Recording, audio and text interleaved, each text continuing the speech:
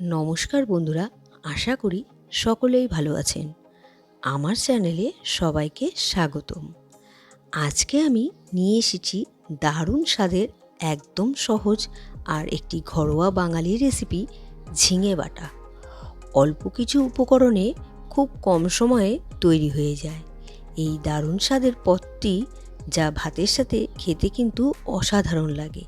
যারা হালকা আর স্বাস্থ্যকর আর টেস্টি কিছু খুঁজছেন, তাদের জন্য এই রেসিপিটা একদম পারফেক্ট। তাহলে চলুন দেখে নেওয়া যাক কিভাবে বানাবেন এই মজাদার ঝিঙে বাটা। একদম স্টেপ বাই স্টেপ আপনাদেরকে দেখাবো।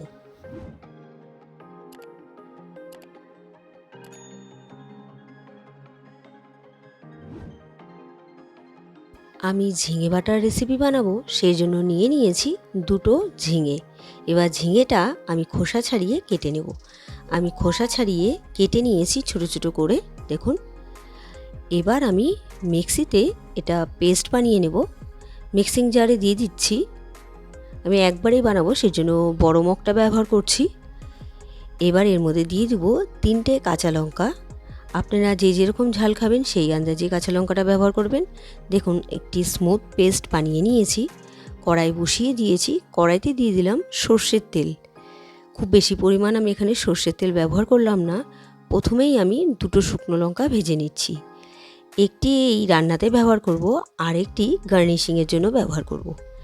শুকনো লঙ্কাটা ভেজে নামিয়ে নিলাম। এবার ওই তেলেই আমি দিয়ে দিলাম কালো জিরে ফোড়ন। একটু বেশি পরিমাণে দিলাম। কালো জিরে থেকে সুন্দর গন্ধ বেরিয়ে গেছে। এবার দিয়ে দিলাম রসুন কুচি। রসুন কুচি দিয়ে একটু নাড়াচাড়া করে হালকা একটু ভেজে নিয়ে এর মধ্যে আমি দিয়ে দেবো পেঁয়াজ কুচি। পেঁয়াজ এখানে আমি একটি মাঝারি সাইজের ব্যবহার করেছি। পেঁয়াজটা দিয়ে একটু ভাজা ভাজা করে নিচ্ছি। আর পেঁয়াজটা খুব তাড়াতাড়ি যাতে নরম হয়ে যায়, সেই জন্য আমি এখানে নুন প্রথমেই ব্যবহার করে নিলাম। নুন আর হলুদ গুঁড়ো এখানে দিলাম। নুন হলুদ গুঁড়ো দিয়ে একটু নাড়াচাড়া করে পেঁয়াজটাকে আমি ভেজে নিচ্ছি। পেঁয়াজটা একটু নরম করে ভেজে নিয়েছি। এবার এর মধ্যে দিয়ে দিলাম ঝিঙের পেস্টটা, যেটা আমি মিক্সিং জারে পেস্ট বানিয়ে রেখেছিলাম সেটাই। এবার আর কিছুই দেওয়ার নেই। এবার অনবরত নাড়াচাড়া করে আমাকে ঝিঙে বাটাটাকে ভেজে নিতে হবে। গ্যাসের ফ্লেমটা আমি বাড়িয়ে রেখেছি, যতক্ষণ না এক্সট্রা জলটা টেনে নিচ্ছে। দেখুন, অনেকটাই এক্সট্রা জল টেনে নিয়েছে। আস্তে আস্তে কড়াই থেকে ছেড়ে দিচ্ছে।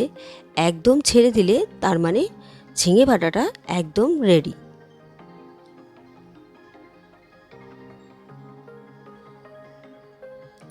দেখুন, খুব সুন্দরভাবে ঝিঙে বাটাটা ভেজে নেওয়া হয়ে গেল, কড়াই থেকে ছেড়ে দিয়েছে। এবার নামানোর আগে আমি এর মধ্যে দিয়ে দিলাম শুকনো লঙ্কা। শুকনো লঙ্কাটা আমি ভেজে হাতে একটু ভেঙে ক্রাশ করে নিয়েছি, সেটাই দিয়ে দিলাম। এবার আমি সার্ভ করব। তৈরি হয়ে গেল আজকের রেসিপি, ঝিঙে বাটা। আজকের এই রেসিপিটি আপনাদের কেমন লেগেছে অবশ্যই কমেন্ট করে জানাবেন। রেসিপিটি যদি আপনাদের ভালো লেগে থাকে তাহলে ট্রাই করার অনুরোধ রইল। আর ভিডিওটি ভালো লাগলে like, comment, share and subscribe করতে ভুলবেন না। বাই।